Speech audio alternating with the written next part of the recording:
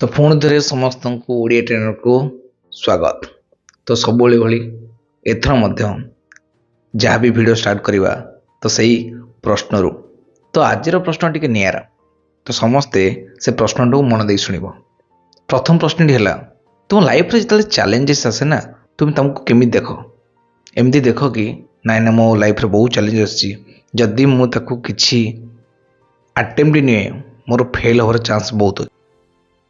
Second तो मन ये आसे कि जदि से चैलेंज को नौ ना फेल भी तो कौन है तो से फेल्योरटा मो लाइफ रे गोटे बड़ अपॉर्चुनिटी पारे। तुम मन में जहाँ भी आंसर आसो ना से सबूर आंसर पूरा ये वीडियो रे आम से विषय ही डिस्कस। तो आज video topic fix mindset and growth mindset. तो ये दुनिया रे जो लोग जो जगह अच्छी आउ सर्वाइव कर आइदर से फेल हूँ कि सक्सेस हूँ से माने तांकर माइंडसेट सकाश। आज आम जाना से माइंडसेट विषय। तो प्रथम है कौन ना फिक्स माइंडसेट। तो फिक्स माइंडसेट लोक तुम केमती जान कि तुम्हें एक्चुअली से फिक्स माइंडसेट लोक बोली तुम्हें निजक केमती देख एक्चुअली मु कौ कैटेगोरी। तो देख जो लोक मानकर लाइफ रे बहुत सारा प्रोब्लेम आसे से सदाले फेल होगा डरती कि जदि एटा किसी होगला तो मो लाइफ रे कौन हो गोटे ओभर थिंकिंग विषय फसी रुहते। सेकेंड जिनस है कौन ना से माने ये जो प्रोब्लेम टाक गोटे अपॉर्चुनिटी गोटे प्रोब्लेम को प्रोब्लेम भाया ही ट्रीट करती। ठीक अच्छे आ सदा बेले निज एनवायरनमेंट निज कलिग्स निज पेरेंट्स को दोष दिखती जहाँ भी मो लाइफ रे घटी जाऊँगी कहीं मो सहित हार्ड जिनस है कौन ना से भावती जदि मु फेल हेबी तो ट्राए कहीं तो करी तो मुझे जानी मु फेल हेबी तो कहीं ट्राए करी। तो यही तीन टा पारामीटर से माने जज करें एक्चुअली से माने को कैटेगोरी। तुम्हें देख तुम्हें जिते तुम लाइफ रे किसी ना कि गोटे चैलेंज आसी तुम्हें ताकू केमिति मेजर कर निज कैपेबिलिटी हिसाब रे। किंतु एठी ग्रोथ माइंडसेट वाला कौन करती लाइफ रे जहाँ भी प्रोब्लेम आसे ना सी अपॉर्चुनिटी वाला देखती कहीं लाइफ रे प्रोब्लेम आसले ही तुम्हें सीटी ग्रो कर कहीं मोर मेंटली आम सदा कौन ना कौन चैलेंज को जिते ग्रहण करूना सेठी आम भितर गोटे फाइट चले आईठी ही ग्रोथ लेवल आम सदा आम कंफर्ट जोन बाहरी को ताकू से प्रॉब्लम को सॉल्व कर।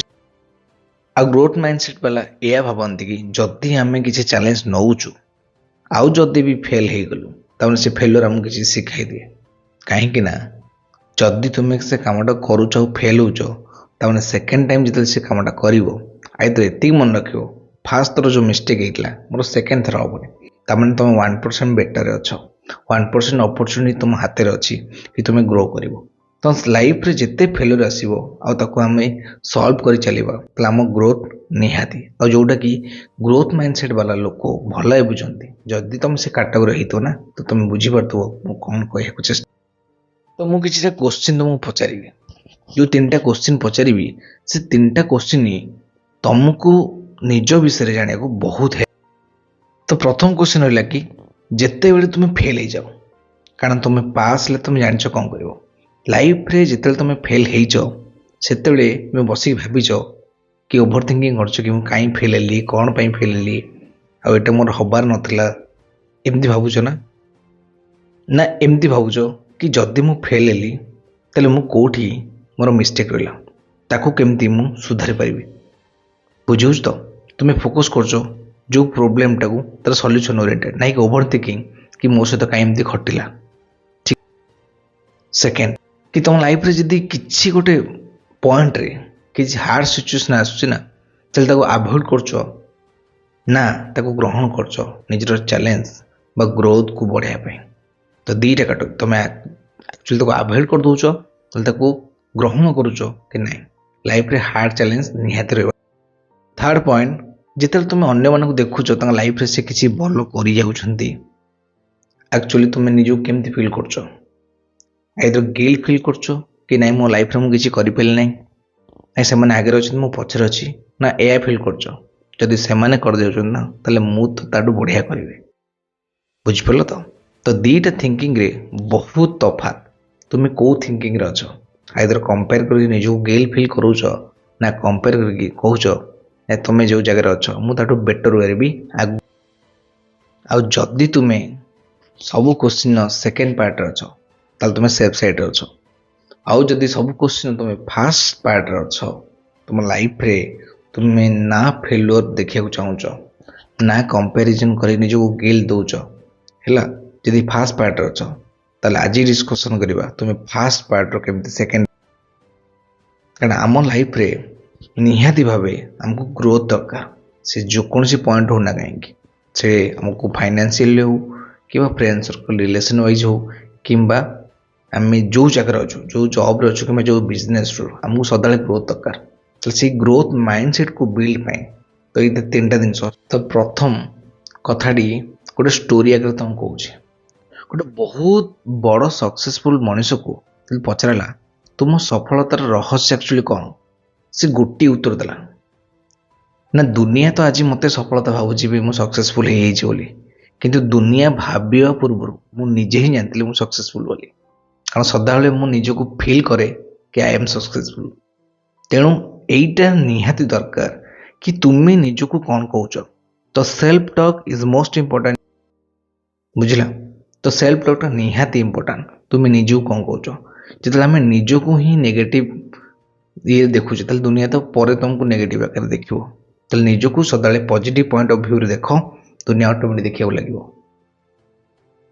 ଲାଇଫ୍ରେ କିଛି ନା କିଛି ଯଦି ଟ୍ରାଏ କରୁଛ, ଫେଲ୍ ବି ହେଇଯାଉଛ, ସଦାବେଳେ ଚାହଁ ଯେ ଏ ଫେଲ୍ରୁ ମୁଁ କିଛି ଶିଖେ। ଆଉ ମଣିଷ ମାତ୍ରେ କି ଭୁଲ ହବ, ଆଉ ଚାହଁ ଯେ ମୁଁ ଅତିରୁ ଅତି ଯେତେ ମାତ୍ରାରେ ଭୁଲ କରିପାରିଲି, ବଟ୍ କୌଣସି ଭୁଲକୁ ମୁଁ ରିପିଟ୍ କରିବିନି।